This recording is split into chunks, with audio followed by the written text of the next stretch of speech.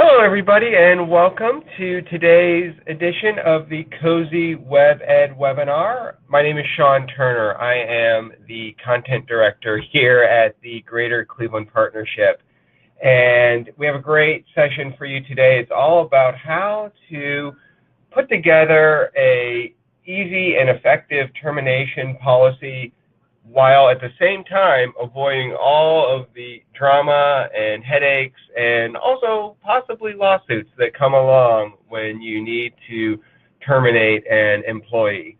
We have with us an expert in matters like this, Cheryl Perez. I'm going to introduce her in just a second, but before we do, I do have a couple of housekeeping items to go over. For those of you who've tuned into the webinars before, you'll know this one. We tend to not save all of our questions for the end just because we have a very big group on the line here today. We want to make sure that everybody has a chance to get their questions answered.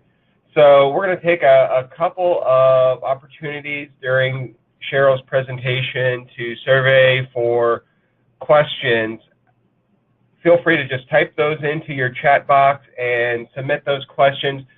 They're not going to be shown to the whole group. They're only going to be visible to me. So go ahead and get those questions in. This is a unique opportunity for you to get your questions answered by a known expert in her field. So ask those questions. Secondly, speaking of our presenter, she does have a special gift that she would like to offer all of you who took time to listen to our webinar today, and we're going to refer to it during the presentation, and then Cheryl would like to follow up with all of you with an email after the presentation as well. If for any reason you don't want to receive that email, just shoot me a line. I'm at sturner@gcpartnership.com. Again, STURNER@gcpartnership.com, and we'll make sure to remove you from that distribution list. So before we get started, let me introduce our speaker here today. As I mentioned, Cheryl Perez is the founder and president of Big HR. They're a leading human resources consulting and outsourcing firm focused on serving businesses throughout Northeast Ohio. With nearly 20 years of experience in the employee benefits and HR fields and a reputation for her expertise and service excellence, Cheryl is proud to lead her team at Big HR in relieving clients of one of the most stressful yet most critical aspects of running a business by providing cost-effective HR support and compliance services to small and mid-sized businesses. Today, Cheryl's firm is the largest African-American female-owned HR consulting and compliance firm in Northeast Ohio. Cheryl is a senior certified HR professional and healthcare reform specialist, and received both her bachelor's degree in business and communications as well as her master's degree in international affairs and business from Ohio University. Now, before we turn things over to Cheryl, I want to give all of you who are here on the line a chance to kind of wake your fingers up a little bit, and we want to get a pulse of the room here and get an idea as to what experience level you all might have in having to let someone go. So if you want to just go ahead and type into your chat box now whether you've ever been in the position of having to let someone go before, and if so, how did you handle it? And were you confident in how you handled it? Again, we just want to kind of see where everybody's at. So I'll give people a couple minutes to go ahead and type those in. And while we're waiting for those questions to come in, Cheryl, in your experience, and I'm sure you're going to get to this as we go through your presentation, what are just some of what is the biggest mistake that small business owners in particular make when they start to think about the process of letting people go? That's a great question, Sean. And again, thank you for having me. It's very interesting because I see things all across the board, especially with clients or people that we work with, or just general questions that we might get from small business owners. But I would probably say one of the biggest mistakes that we see is that, they just don't fire their failures fast. and they have difficulty with terminating someone who, they really probably should have let go of a while ago. And 9 times out of 10, the solution to, that kind of, I call them hostage situations, because as a small business, when you've got an employee that really isn't working out and you don't really know what to do, so you kind of do nothing, or you just hope and pray that it's going to get better. I feel like, and most business owners feel like they're being held hostage, and so 9 times out of 10, the thing that I see is that they don't really have a process or a procedure or a workplace code of conduct or even a disciplinary process in place in order to make the termination transition an easy one. And yes, we are going to talk about that today, and because there are some things that you've got to do before you should actually terminate someone, which can curb their behavior, actually have it stop before it actually happens. But if it continues, then you can easily transition them to that final action step, which ultimately ends up being, in most cases, terminating them. Great. Well, look forward to going through that as you go through your presentation. And I just want to we have a lot of responses here, so I just want to quickly go through these. Jody says she has had to let people go, and it was very challenging, as you might expect. Joe wrote in that one thing that's always on his mind is that the managers handle it appropriately. Again, something that Cheryl, I'm sure, is going to touch on as we move through. Emily says she's only had to do it a few times. Definitely did not feel confident the first time, but felt better as she got more experience. But still, an uncomfortable situation to be in no matter what and no matter how many times you do it. Sure, a lot of other people would share that feeling.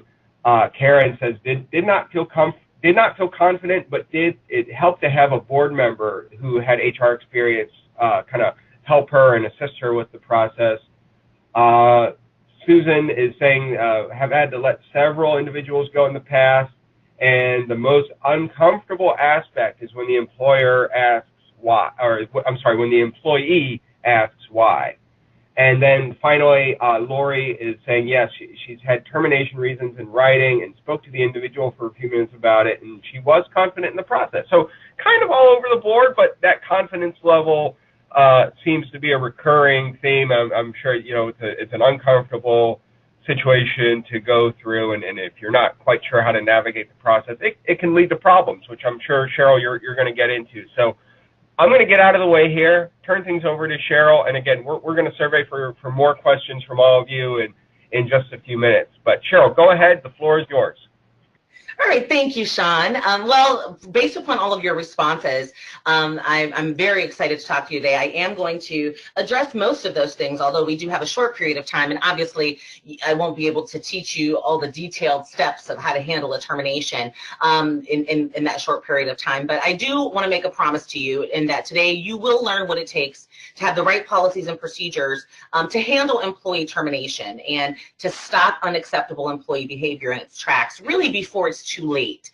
And I always say before it's too late because it's a very fine line of the timing of the entire situation, because as a business owner and also an HR professional, if you let someone kind of stay too long, kind of wear out their welcome, it begins to affect your other employees, their motivation, their morale, their work ethic, and it can kind of create an employee environment or a workplace environment that isn't conducive, and that also can be very frustrating and stressful for you as the owner of the business. So, and by that time, if you're stressed out, if other employees are complaining, your credibility is being affected, and it's kind of too late. So I do want to make that promise to you guys today. And again, thank you for joining me, and stick around because, as Sean mentioned, at the end of the webinar, I do have an amazing gift for you guys, because again, we won't be able to get into all the details and all the specifics of a training, detailed step-by-step training, because the termination process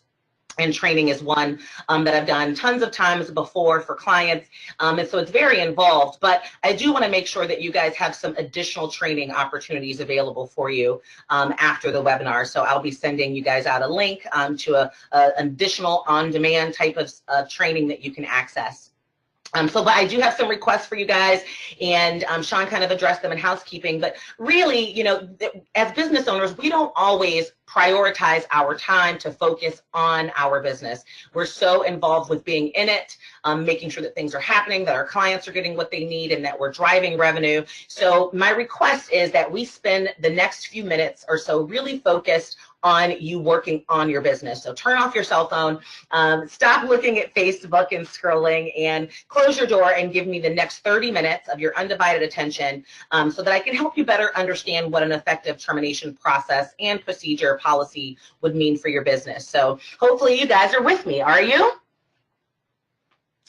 Great, great. So let's go ahead and get started. I'd like to just briefly introduce myself. Sean has kind of given you some insight into my background. I'm Cheryl Perez. I'm the founder and president of BIGHR. There I am. Hi, everyone. Nice to virtually meet you.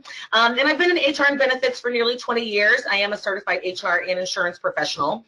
But most importantly, I think, is I'm also a business owner who's managed anywhere from 2 employees all the way up to 60. So I get what you guys are dealing with from every single angle. And it has been a crazy ride. I'm sure a lot of you feel the same way about your business, the ups and downs, but also, you know, as you continue to focus on growth, the things that kind of come along with that growth, like adding employees and finding the appropriate staff to handle different aspects of your business. And oftentimes, you know, we will assign someone to kind of handle HR, whether it's the person who processes payroll, or whether it's an office manager, or whether it's a different manager, or even if it's yourself, you know, HR things can kind of create an even crazier ride. So I'm proud to say that I've gotten a lot of things right in my career as a business owner and as an employer, just like you have. But also, just like you, I've made some mistakes along the way. And I've learned quite a few lessons the hard way, too, specifically as it relates to my employees and my human resources. And so the hard way for me was trying to guess at things, figure it out on my own, you know, not necessarily using outside support from people who kind of know different things and know better than I do. So I found myself from time to time just kind of wasting my money and my time and winging it. And in the end, I still wasn't sure that I was doing it right. And so that's really the essence behind why BIGHR even exists. Because we focus on small businesses, and we really do like the idea of being able to help small businesses have Fortune 500 HR practices in place, because you still have the same needs. You still have, even, you know, one employee, you have HR needs, but, you know, on a small business budget, because it can be very expensive to have a full-time human resource staff person or a specialist on your staff. So my question, I guess, is, wouldn't you rather do it the easy way, a way that does not require all that time, effort, or energy, and that you can ultimately utilize who you already have in place and just kind of get them trained up? So that's one of my philosophies for all of my small business clients is, you know, you can utilize us as a service provider for you, but you can also utilize us to train your chosen person and get them up to speed on how they should really be functioning from an HR perspective. So I like to have everybody kind of looking into the future, and as a business owner, having kind of that Zen moment where we can imagine what it would be like when we know our policies and procedures surrounding employee terminations are complete, correct, legally sound, and that everyone is doing what they're supposed to be doing. And so I like to imagine that, and I want you guys to imagine that as well, because today you're going to get the answers, some key tips and tools. I'm going to go over some of the top 3 secrets to creating and implementing a successful termination policy and procedure. And I keep stressing policy and procedure because it really should be process-based. And a part of the reason why is not only to make sure that it's easily transferable and that you know all the steps that are taking place when you have to terminate someone, especially with managers, because I realized that someone, you know, mentioned, I think it was Joe, that managers handling it, you want to make sure that they're handling it appropriately, but you also want to make sure that there's a concrete process, because when you wing it and you do it differently with different employees, that's when you really kind of bring on the drama. And those types of things can kind of create wrongful termination situations and unnecessary stress. So having a process and a procedure and a policy is going to make sure that you're doing it the exact same way, which is consistent and also shows fairness, very, very much so. So what are the 3 secrets that we're really going to focus on today? Well, secret number 1 is that there are things that you need to do before you terminate someone. And when you do it, they will probably terminate themselves for you, making it so easy. I like to share the story of, I had to actually fire a couple of employees early on in my career. And then after I instituted the right disciplinary process and termination process, I found that I never really had to actually fire anyone since, because we've got kind of a performance improvement plan in place, we have a deadline date, and then that employee eventually knows that they're not hitting that and they will actually resign. And that's important, because as small business owners, you don't really want to deal with all the other stuff that comes from actually having to terminate someone. So there are some things you need to do before you terminate someone. The second secret is that there is a real termination policy and process that you should employ to keep things consistent and fair, and I will continue to talk about that throughout today's training. And then also the third secret is that termination doesn't end when the employee walks out the door or when you actually give them that termination letter. You really do need to make sure that you've got your post-termination process really squared up, because it can really impact your business for the next month, 2 months. I've seen it impact businesses for up to 6 months when you don't really have the proper internal offboarding process in place so that you can really move on for the smooth transition. Because no matter what's happening, when an employee leaves, it impacts you, especially as a small or medium-sized business, because that employee's role was critical. It was important, and then ultimately you had to, get rid of them, which means that that position is open and there's something that's not happening. So that transition is really important as well. So I've got a good question, and I'd like for you guys to go ahead and chime in, type it right in. Are you worried about terminations affecting your business? That's the #1 concern that I hear from clients, and also that I feel myself, that I'm worried that if I terminate someone, they're going to feel away, they might file a wrongful termination lawsuit, or just in general, it's going to affect the morale of my team, my staff, and maybe even my client relationship. So I know I worry about it. Are you concerned about retaliation? And, have you ever really worried, is this employee in a protected class? Am I able to actually terminate them? What are the laws or the rules surrounding this conversation? And then, are you losing sleep because of it? Do you have an employee right now that you feel that you need to fire, that you need to get rid of, but you don't know if you can, or you don't know how, really? And wouldn't you sleep better at night knowing that your business won't be held hostage by poorly performing employees? And those are kind of the good questions that I like to ask, whether you want to answer directly in your box or whether you just want to kind of ponder them rhetorically. I'm ready. So I'm sure you felt all of these things before. So where should you even start?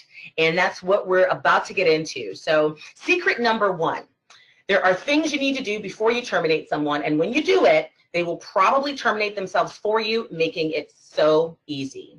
So let's first talk about what that is and what you have to do kind of prior to this termination. And you want to make sure as a business that you are doing these things, because the most important piece is that you have an established workplace code of conduct.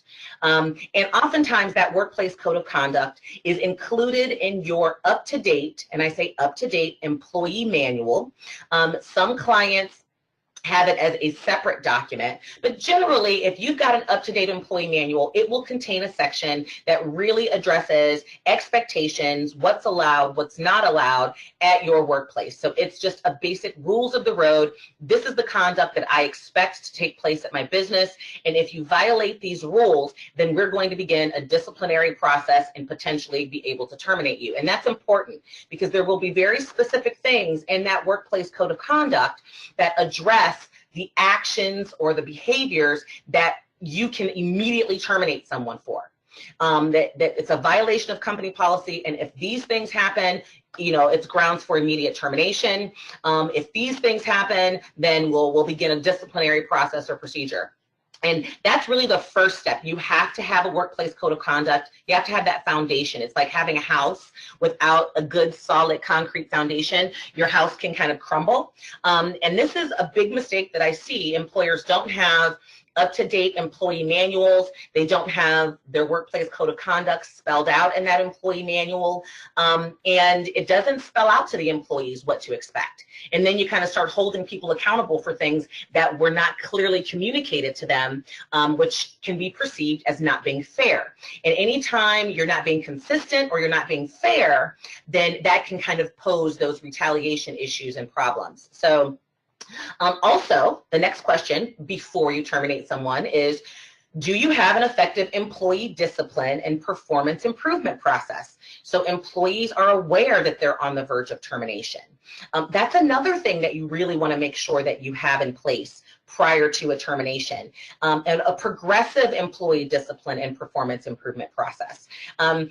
When you have that in place and your employees have been trained on that, and most importantly, your management staff has been trained on that, or your HR team or whoever you have in charge of HR at your organization has been trained on that, then employees, once they enter that discipline process and that performance improvement process, they know that they have entered the cycle that could end in termination, and they're aware of it, and so they begin to realize it and think about it and really try to address those poor performance behaviors that they may have. I have a lot of clients that will say, well, yeah, I talked to them, yeah, I've had the conversation over and over and over again, or I've told them to stop doing it, or I've said to stop doing it, or we've even sat down and had a formal conversation about it. But I say, great. Verbal counseling can definitely be a part of your disciplinary and performance improvement process, but it should only be one step. You can't keep doing the same thing and having conversations and expecting it to stick or have any legs. And so I always say, as a part of an employee discipline and performance improvement process, verbal counseling should be a part, but there should be documented, written steps, specifics, and things that should be included in that. And we did a webinar earlier this year that kind of talked about that, so I won't be able to get into it today, but that is something that you want to have in place prior to termination, because termination is really the next action item after you've instituted that employee discipline process. And, I recommend a one-step process or a two-step process. Most of my clients actually have a 3 to 4 step process in place, so that by the time an employee is on step 4, they know that the next action is going to be termination. So that's also a major consideration when you're looking at the stuff you got to do before you terminate someone: your workplace code of conduct and your employee discipline. So I want to tell you guys a story about my client and friend, Sherry.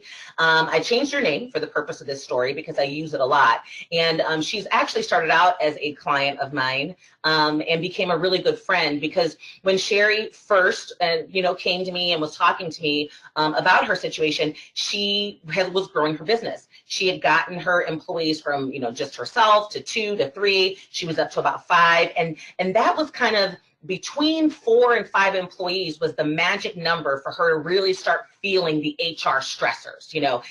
These are things that I think I should have in place. They're coming to me and asking me about taking time off, about PTO, about, all of these things. And Sherry was functioning in a space where she was like, well, these are people that I've hired. They're like family to me. I know their kids. I know their spouses. We've been growing this business together. So putting formal policies and procedures in place isn't something that I really want to do. And so her and I had talked about that, and she was coming to me because she had begun to have some of those concerns, particularly about one employee. And it was the first employee that she hired next to herself.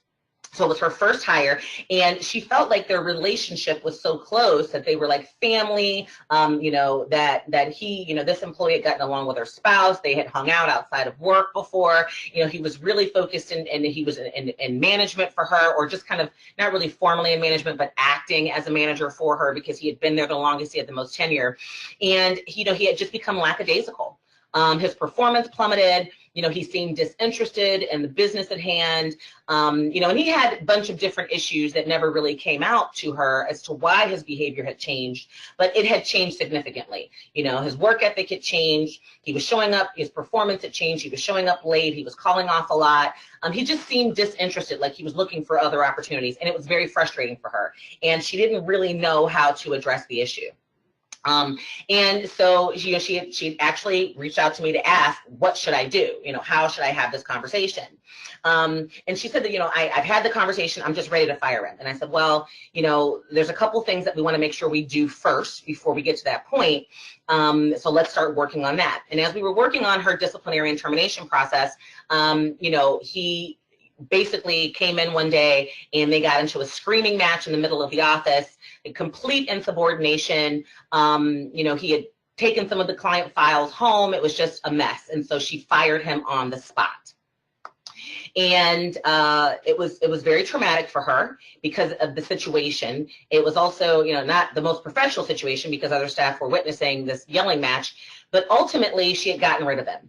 And so she felt better. She's like, Ohio's an at-will state. I can let him go whenever I want to. But about 3 weeks later, she received a notice of a wrongful termination lawsuit being filed. This employee claimed that Sherry was aware of a medical condition that he had contracted and that she wasn't in agreement with the medical condition, and that's why she fired him. And whether or not Sherry knew about the medical condition is neither here nor there. The point was, when it came down to mediation, which is usually the first recommended step, her having to get an attorney, pay an attorney, all of those things, the mediation process was, well, Sherry's like, no, of course not. His performance changed. He was insubordinate. He did all these things. He violated all this stuff. And the question came back, well, where's your company policy that states that that would be a violation? Where's the documentation that you had been having these conversations with him all along? Where's the proof that you fired him for these reasons and not the reason that he's claiming? And the problem was Sherry didn't have that documentation. She didn't have that policy. She didn't have that process. And so, he was filing for a lawsuit. He wanted a year's worth of compensation. He wanted $50,000. He wanted his medical insurance paid for a year. And they did ultimately settle for less than that. But the goal was for Sherry to be able to go in there strong and say, here's my stack of documentation. Here's my proof. This is bogus. I'm moving on. Right? Because Ohio is an at-will state, but at-will doesn't mean that the person can't file a lawsuit. It means that, yes, you can get out of an employment situation, but it doesn't stop anyone from filing a lawsuit against you. And so when that happens, the proof still needs to be there. The proof still needs to be in the pudding. And obviously, since then, working with Sherry, we've instituted all of those things so she doesn't have the same situation. But I share that story with you because she only had 5 employees and, wasn't really aware and kind of functioning in her business, kind of getting it growing. And that's a part of the reason why I think it's so important for those processes and procedures. So just to recap what we just talked about, prior to termination, you should have an established workplace code of conduct. You should have an established and well-communicated disciplinary policy and procedure in place.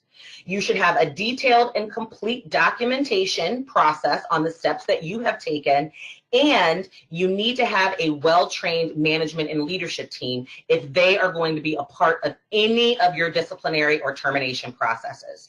And that is important because oftentimes you will find when employers are facing situations that it wasn't even the employer or the business owner themselves dealing with it. It was as a result of a conversation that a manager had or something that another supervisor said or something that the person they have in HR did that's causing them to kind of deal with these stressors. So these are the key 4 things that you want to make sure you've got in place prior to your termination, okay? So any questions that we have so far? Yeah, Cheryl, and before we get to those, you had asked a question before you started that first part of your presentation. I was just asking people if they were worried and if they were nervous, and we did get a few responses to that, so I just want to go through these as we wait for more questions to come in. Emily was saying that she's more worried that letting a current staff member go is going to negatively affect the emotions and motivation of her current staff. And so, I don't know if that's something that you're going to touch on in a little bit, but just kind of managing the collateral damage from the remaining staff members of letting someone go and not letting it affect the morale. Absolutely. Yeah, and Jody's saying that she was never nervous, never concerned, believe that when we terminate, we have good reasons. Most of the time, we have documentation to back up any retaliation, which is what you just mentioned, and kind of having that proof and documenting every step to be able to show and lead the way as to why you're letting this person go. And then finally, we have Joe saying, he's concerned, it's always easy to make a claim against the employer even when it's entirely frivolous. So that's always a concern because, as you just pointed out, when that happens, it can become a big giant pain. So those are some of the questions that came out or some of the responses that came out a little bit earlier. Karen would like to know, what about something as simple as bad attitude or lack of respect toward a manager? And I'm sure, assuming Karen is saying, is that something that, how do you document that, and how do you, is that something that can be, you can terminate someone for, and kind of how do you handle that? Yeah, absolutely. So just to kind of go back, I am going to talk a little bit about how to, later on, how to alleviate some of the stress of affecting the morale of your other employees. That's really critical when you are dealing with the post termination process that you have internally. And so we're going to address that. That's part of the reason why you want to make sure that you have an effective offboarding process, because, not only can it affect your employees currently, but it can also affect your customers. And yes, documentation is key. So if you're doing that and you feel confident, that is awesome. Congratulations. Maybe you can get some tips and tools too on here to be able to help out with that as well. And Joe, yeah, employees can make a claim, and the only way, you can't really control if they're going to make the claim. All you can do is really control how you can address that and how you can protect yourself from those claims. And that is, a big piece of the documentation process. And to answer the question with regards to, can you terminate someone for bad attitude or insubordination? Yeah, your workplace code of conduct is really going to say and tell everyone, these are the things that I don't want to have happen at my business that you can potentially be terminated for. But at the very least, you're going to enter a disciplinary process for it. And so, yes, addressing a bad attitude, I would say, you don't want to necessarily say, I'm just going to fire you tomorrow for a bad attitude, because anytime you fire someone, it's expensive for a small business to replace them, to train someone new. So the goal is to stop the behavior before you have to get to the termination. And that really is addressed in your disciplinary process. And how you kind of address it, verbal warnings, written warnings, whether you do an investigation into it, whether you allow employees to have a grievance process. Those are all things that I think are key in that. But yes, in essence, if you've covered all of those bases and you've begun to do everything that you can to salvage the relationship, then, sometimes I always tell clients at the end of your disciplinary process is where the next action steps come in. And there are different things that you can do, but termination sometimes is the only thing that you can do. And so you can move forward with that. So hopefully that answers. Great. Yeah, and I think it does. And then we do have one other question that's come in. Nicole was asking, besides documentation, which, as you mentioned, very, very important, do you suggest also having some sort of witness or something of the sort during these discussions and or during the actual termination? Absolutely. I recommend in your disciplinary process that you have a witness involved, usually when you are on the second written warning. And if you don't have a second written warning as a part of your disciplinary process, I would say your first written warning, you want to have another manager involved. If there is an allegation that requires a complete investigation from your organization, you want to have other people involved with that investigative process and make sure you're documenting and doing the interviewing during your investigation process. And then also during your actual termination process, when you have the termination meeting, which we're going to get into here shortly, you definitely want to have someone else involved in that process as well. Because, it's a crazy world out there. You don't necessarily know how someone's going to react. So you not only want to have someone there to be able to support what was said and what wasn't said, but you also want to have someone there, for the purpose of, if anything should go awry, and at the end there, from a safety perspective, that you've got backup. Because I have seen those situations as well, where an employee just didn't like the fact that they were being terminated and got pretty angry and, and kind of lashed out. So yes, I do recommend a witness, a second party involved in every aspect of those things. Great. Well, I'm not showing any more questions at this time, Cheryl, so why don't we get to the second part of your presentation? All right, let's go ahead. Let's talk about secret number 2. There is a real termination policy and process that should be employed to keep things consistent and fair. And you've heard me talk about consistency and fairness. That's really the key. 9 times out of 10, if someone is not happy with their situation, it's because they don't feel like they've been treated fairly, or managers or you have been doing something inconsistent, meaning you've been doing something with one employee that you haven't been doing with others. All of those things kind of lend to inconsistency, lack of fairness, which can then lead to discrimination claims and unjust and unfair terminations. And that's really what an unlawful or a wrongful termination lawsuit kind of comes from. Is generally it always boils down to, they didn't treat me the same way that they treated someone else, they weren't fair, they like someone better than me, and they don't like me because of this. And there's so many things that are, covered in discrimination nowadays that it can be anything, it can be anything. So every employer should have a termination process that allows for progressive action along the way.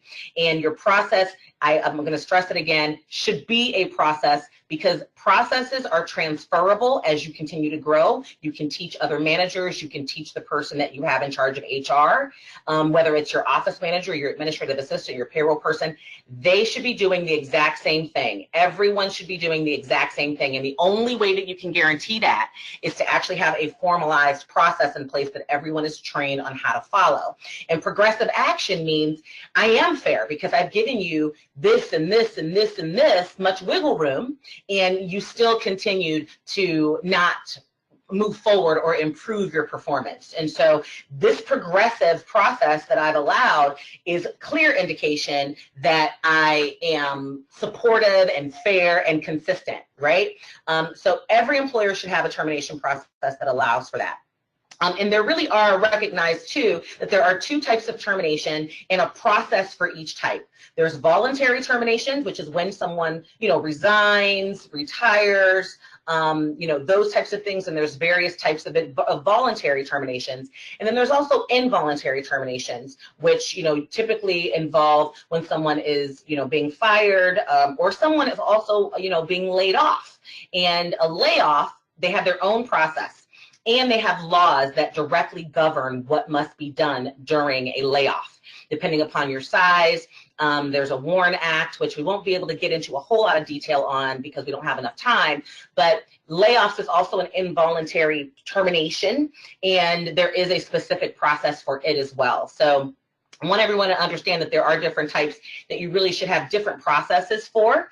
And when you talk about your disciplinary process, you want to make sure that it has been followed and that you've exhausted the steps in it. And you want to also make sure that you've done things like completed a termination report, and you've drafted a term letter, that you've actually scheduled the termination meeting, and there's a timing, that there's an art to actually conducting the meeting. I always tell people, when you conduct the meeting, which is also another step, you don't want to do it first thing in the morning, right? You kind of want to wait till the end of the day when all of the other employees are kind of gone, so that there's less fallout, and you can actually remove the person that day from the premises without a confidentiality issue. And when other people actually see you terminating someone and see someone pack up their boxes and walk out, it goes back to that, the morale of your other employees and the stress that the other employees are feeling, because they may not be aware that there's been a performance issue all along. They may not be aware of that. And so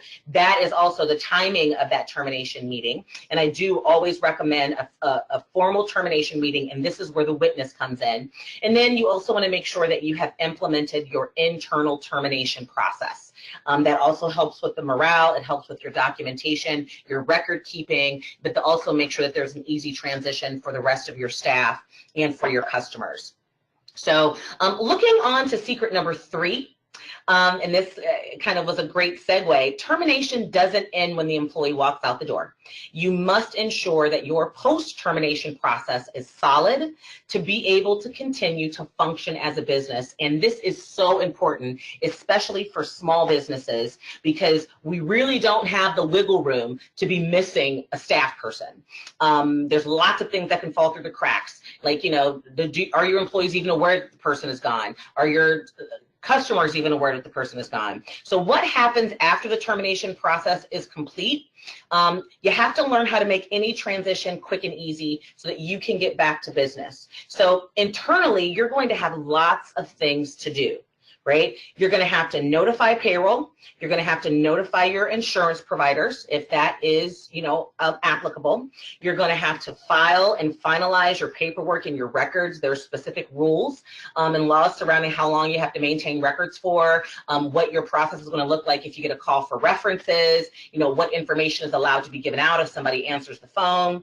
You want to make sure that you've retrieved all of your company materials and confidential access, you've deleted them from all of your systems, that you've talked about state continuation. If you're under 20 employees, or COBRA, if you are over 20 employees, you want to make sure you've got kind of a smooth way to notify your customers and what that looks like. If you're going to do smaller customers, you know, via a notice. If you're going to do larger customers via a face-to-face conversation or a phone conversation with you directly. And I do have a really amazing checklist that I provide to my clients. And that checklist really just allows you and everybody on your team to easily transition. You fill it out, you give it to your IT person to remove them from all the systems. You give it to, you know, the marketing person to make sure that, you know, their voicemail has been updated. You know, they're removed from the website, that their contact information, because there's lots of those little things that you want to make sure you can eliminate. So your internal process is very, very important. And in offboarding, I call it offboarding, outboarding, it's critical. And it does involve multiple steps. And how you kind of begin to implement those is you want to make sure that you've got a termination meeting with a final termination packet. And the packet is pretty standard. It includes lots of stuff, but one of the biggest pieces is that checklist that I've mentioned to you guys. You want to make sure that you've done an exit interview. The exit interview, if it's possible. Now, if you've involuntarily terminated someone, sometimes they don't want to give you any feedback or any information, but the exit interview is something that, you know, I've had clients that have been able to actually successfully get during that termination meeting is feedback, because you really want to get a pulse on where that employee's mind is. If you get some red flags in that conversation, then you can kind of know what to prepare yourself for.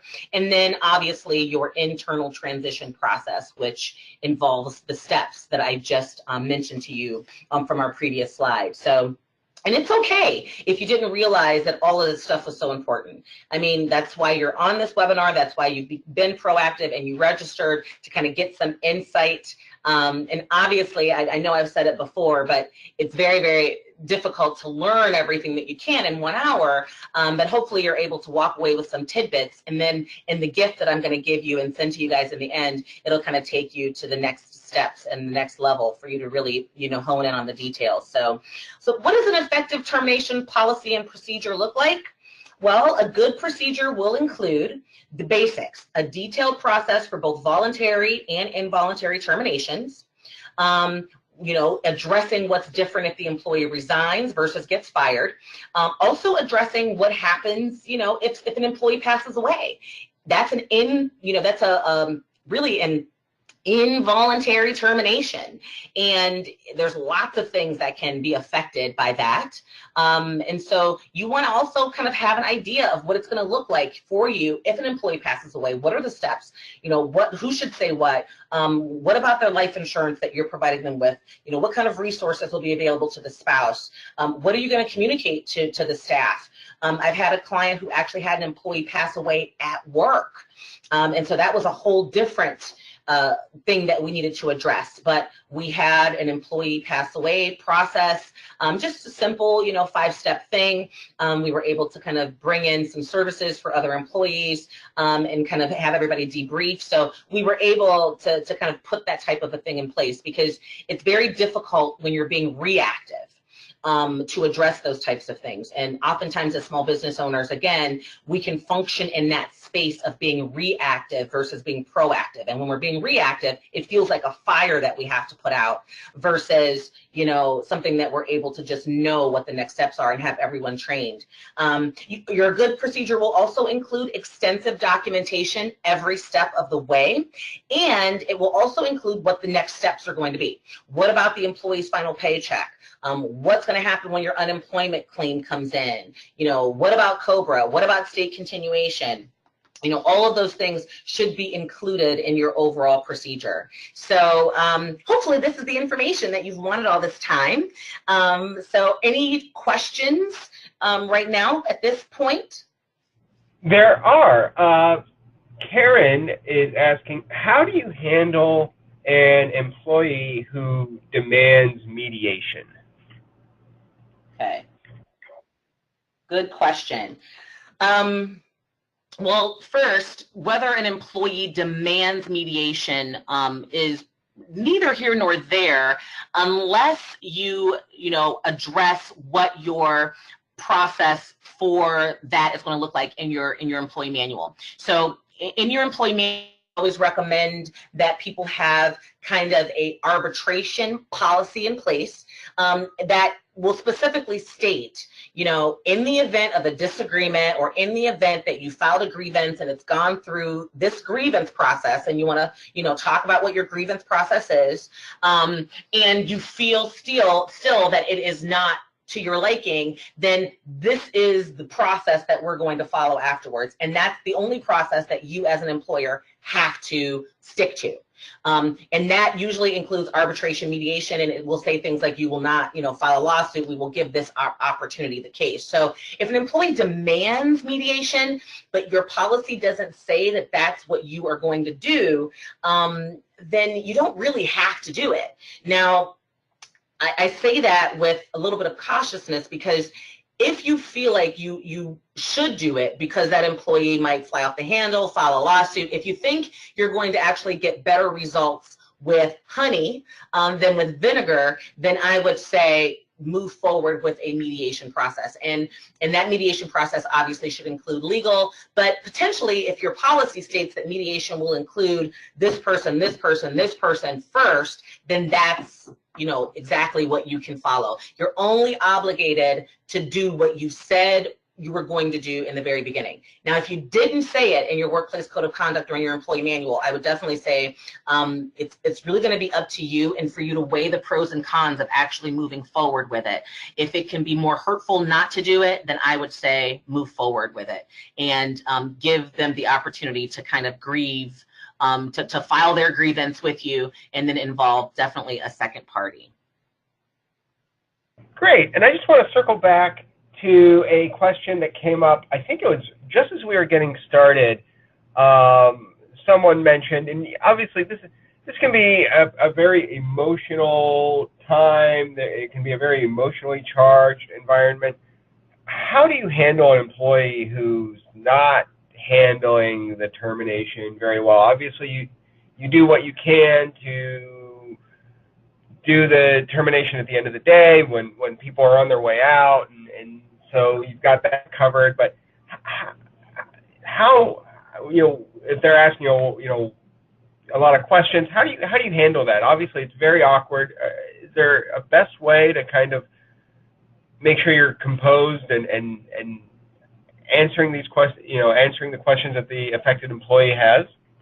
Absolutely. I don't want to sound like a broken record, but if an employee has a ton of questions as to why they're being terminated, then that usually is a indication to me that there was no real true disciplinary process in place with a performance improvement plan. Because a performance improvement plan, once that's instituted, the things that we talked about before, the steps that you got to do before termination, once that's instituted, it's going to be very specific on exactly what that employee needs to do in order to get out of the disciplinary process, in order not to move to the next steps. And in that performance improvement plan and process, you'll tell them, if you don't do this, if you don't do these 5 things that we just agreed upon by this deadline date, then the next action that we're going to take is going to be this, or these are the 4 options that we're going to be looking at and moving forward with next actions. And then you're going to set that deadline date. So in the next 30 days, then you're going to set the follow-up 30 days from that date. They know that that date is coming. It's already on the calendar. It's already scheduled. And if they've done what they're supposed to do, then they know that that meeting is going to be a good one, and you're going to move forward, and you're going to go back to the way things were, and they're just going to be focused on what they were doing. If an employee knows that they haven't been doing that stuff, then when you're actually doing that, that next meeting is a termination meeting. And there really shouldn't be a whole lot of questions. Because they already know what they haven't been doing. So you want to make sure that you're doing the right stuff beforehand, but if you still get that emotionally charged employee that has all of those questions, the number one piece of advice that I give you is, in my opinion, they are emotionally blackmailing you. And you cannot absorb that energy because it's not your fault. Even though you have to kind of do the dirty deed, it's not your fault. They really brought it on themselves.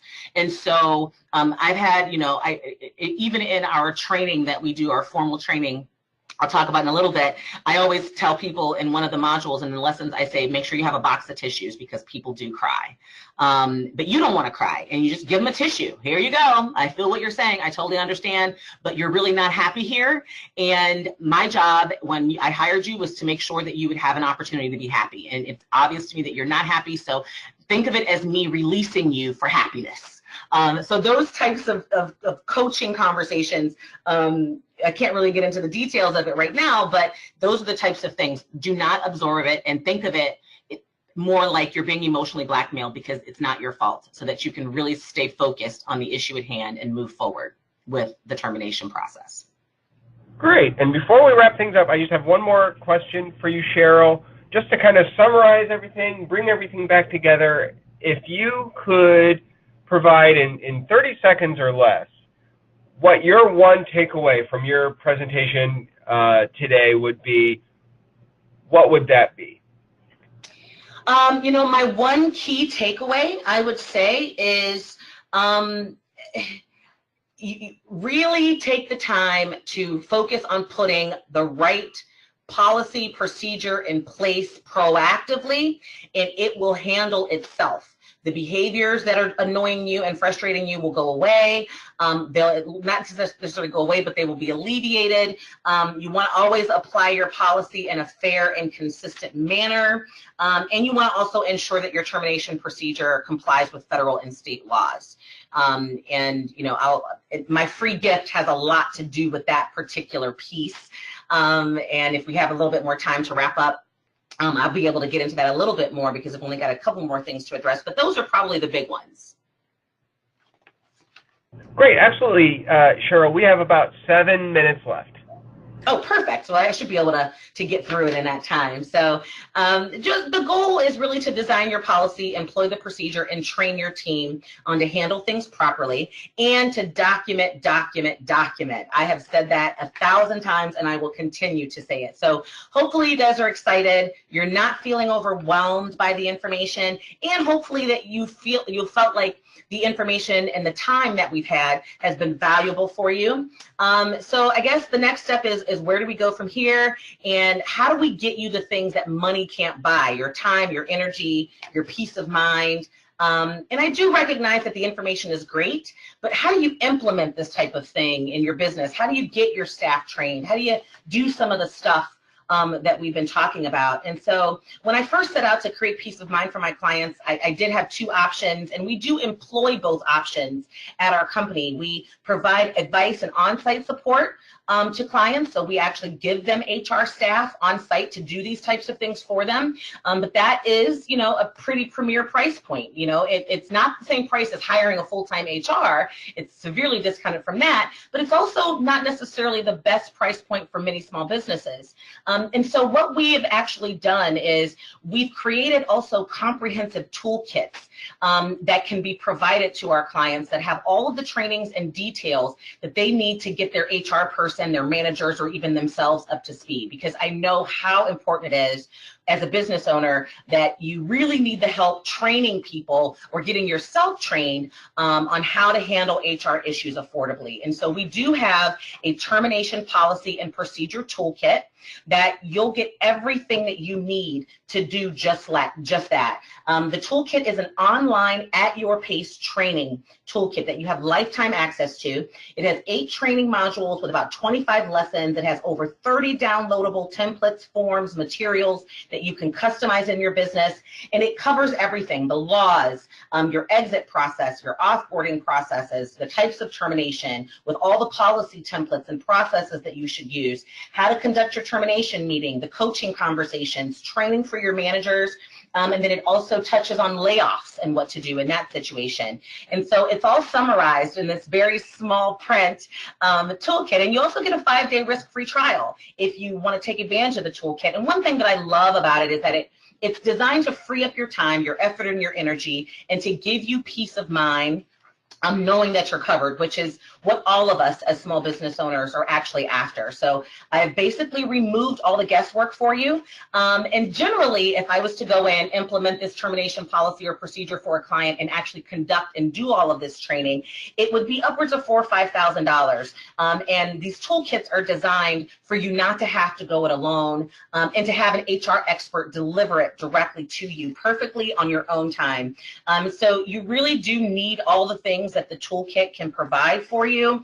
And if you're ready to get this HR issue handled, then I would definitely recommend you guys take a look at it. And in the email with your free gift that I'm going to send you, which is a detailed training on the laws, because I didn't forget your free gift. So the laws affecting termination is a big question. What laws do I have to worry about? The free gift that I'm going to give you is a free video training that you can do on your own. So it's an at your own pace video. You'll be able to click the link and access that video. And then I'll also include in there some information on how you can take a look and get a sneak peek at the toolkit to see if it's a good fit for you and your business. So I'm really glad that you guys learned something, hopefully, by being with me today. Do you guys feel like you did learn some things? Give you a chance to answer. And while you're doing that, I just want to make sure that I'm able to thank you all for being with us today. One of the things I love the most is being able to empower fellow small business owners when it comes to HR, as Sean mentioned, to help you alleviate those stressors. And I've really been focused on trying to dedicate my time to making it as affordable as possible for small businesses to become their own HR heroes. And that's really what our My HR Hero program is designed to do. It provides you with the training that you need to train your team and to have access to all the stuff so that you can implement it yourself. So looking forward to any final questions that we might have in the last couple minutes. No final questions, but everyone is saying yes and thank you for your time today. So awesome. That makes me and I will join them. Thank you very much, Cheryl. I think this was very, very informative. The checklists are very helpful, and you know, we just got another message now. I did learn many things today, so that's great, and that's the point of these. Just real quickly before we let everyone go, I know it's lunchtime, and this is the only thing standing between you and lunch, so I'll be quick. We will have a summary of this webinar up on our resource platform, Mind Your Business, in the next few weeks. Also, by the end of the week, we will have a replay of this webinar up in case you missed anything on our YouTube channel at COSE Small Biz. So you can look for it there. That'll be up by the end of the day on Friday. So make sure you subscribe to our YouTube channel so you'll get a notification when that video is ready for you to view. And that's all that I have to say. Cheryl, thank you so much again for your time, and thank you to everyone who took time out of your morning to listen in today. Absolutely. Thank you so much for having me, and it was my pleasure, and I'm so glad that I was able to help some fellow small business owners get through this HR mess that we deal with all the time. So I hope you guys have a great day.